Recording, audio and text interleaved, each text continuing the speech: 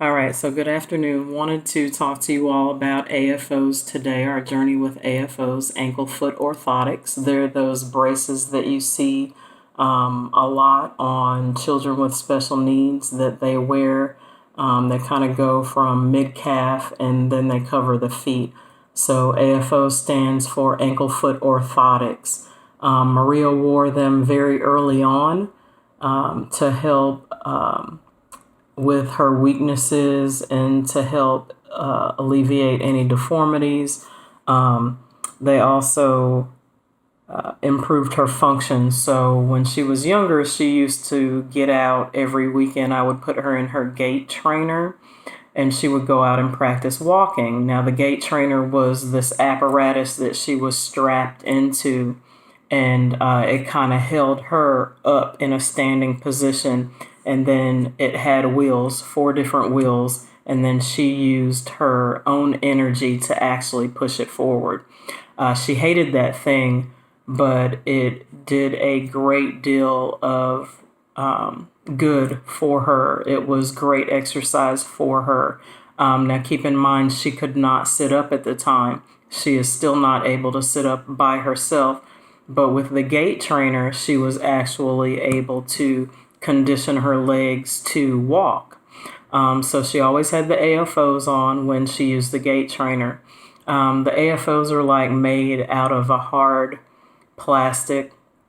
An ortho fit her for the AFOs. It takes about 2 or 3 weeks to get those braces back. We kept them as clean as possible because, they are made of plastic, so you don't want those to get nasty.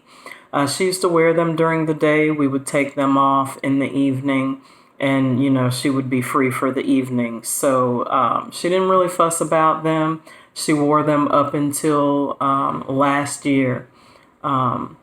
So she's currently not wearing them every day, but her feet are in the proper position. They did great for her.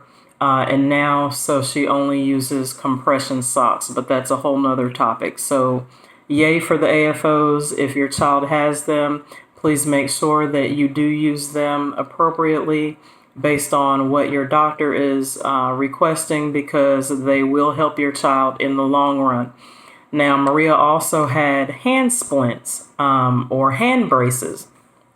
And she had 2 different types of hand splints. She did have the soft splints that kept her thumb pulled away from the rest of her fingers to help get her hands used to that positioning so that she could actually pick things up.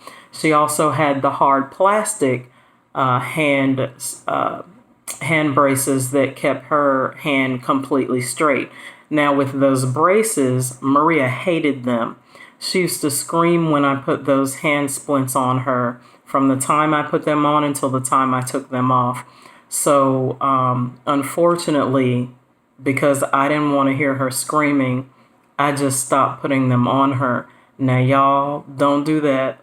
Please let your child get used to wearing those braces, because now Maria's hand is permanently bent like this. And even if you try to stretch it, even with physical therapy, she has very little movement of her hand because she did not wear her hand braces when she was younger, and she should have. So I am encouraging you, please, please put those hand braces on your child. Maybe start 30 minutes at a time, give a 30-minute break, then go back for 30 minutes. Your doctor, your physical therapist, your occupational therapist, they can all assist you with a program that would be most helpful for your child in those hand braces. But for us, Maria, she did not like them, and she's now suffering the consequences of not wearing them because she cannot use her hands. Now, she can move her arms, and she will try to grasp something, but her hand is always bent like this when she's grasping it. So she's not able to use the complete ability of her hands and her fingers. So just be aware of that and know that that is exactly what your child's hands or feet will look like if you do not use those braces. So hopefully you can get past the screaming. Maria also had a back brace. She did not tolerate that well at all when she was younger. And again, you'll see a theme here. She used to scream when I put it on her. And so she did not wear it as often as she needed to. And now she has really, really bad scoliosis. So every brace that your child ends up with, it would greatly behoove you to actually use it. Maria's wheelchair now is fitted to the bend in her back, and it's so severe that if I had it to do all over again, of course, I would have done better by her in those areas. I think sometimes when you're parenting a child with special needs, your focus is in, feeding and, of course, changing if they have to be changed, and trying to get them to live as productive a lifestyle as possible. And some things get put to the side. And for me, it was those braces. And that was a huge disservice. So that's why I'm speaking on it right now. The AFO'S, the hand splints, we had the gait trainer. Maria also had a stander.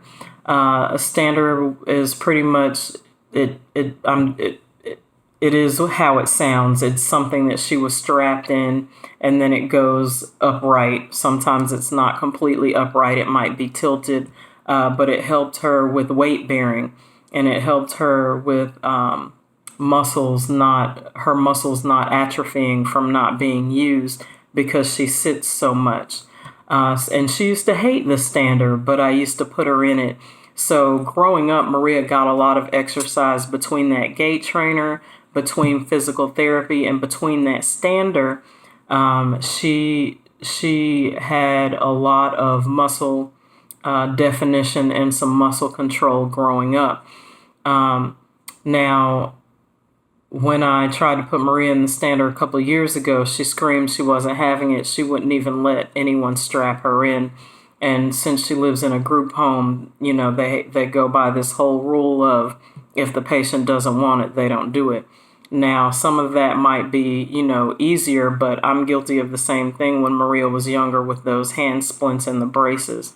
But my whole point of this video is that with those braces, with those hand splints, with the stander, with the gait trainer, you want to give your child the best opportunity. And those braces and that exercise is clutch. It's crucial, especially as your child gets older, and especially if they are non-ambulatory. So please keep that in mind.